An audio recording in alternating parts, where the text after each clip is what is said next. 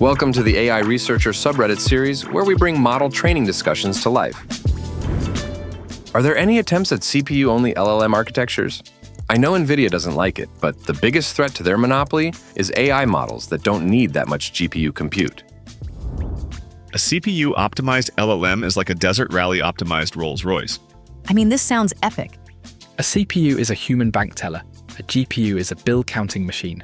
A CPU is a card shark. A GPU is an auto shuffler.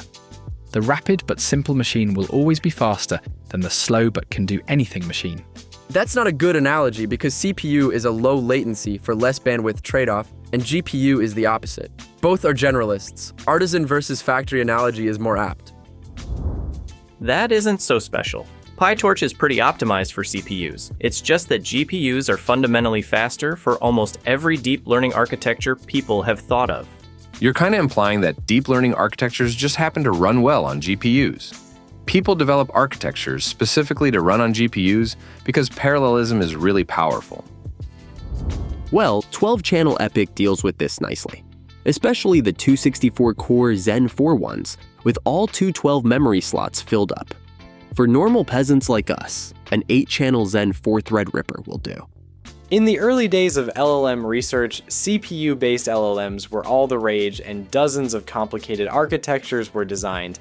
In the end, the simplicity and scalability of transformers won out. There might be another architecture in the future, but for now, they're all confined to research.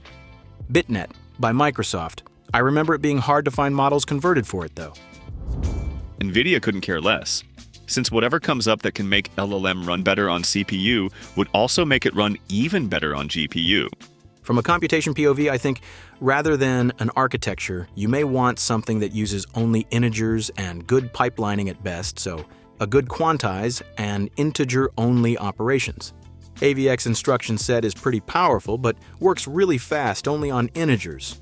But even there, one of the big differentiators is back and forth through memory. That is memory bandwidth. EPYC 9005 is starting to come close, but we are still below the 1.8 teraflops per second of the new NVIDIAs. I think it's worth noting that Google developed TPUs likely as a way to compete and reduce the cost of GPUs. It's pretty clear that companies are finally starting to chase down higher memory bandwidth for consumer-tier products. The fact that people who spend a little more on their MacBooks already have access to large pools of 400 gigabytes per second memory is pretty extraordinary. x86 consumer-tier products will be halfway there later this year. This doesn't compete with NVIDIA's offerings or even consumer DGPU offerings, but it's clear where we're headed. You won't need NVIDIA for inference for very long. Most people vastly misunderstand the difference between CPU and GPU. CPUs are designed to perform a small number of difficult operations. GPUs are designed to perform a large number of simple and repetitive operations at the same time. Neural networks like LLMs require the computer to perform tens of trillions of simple operations.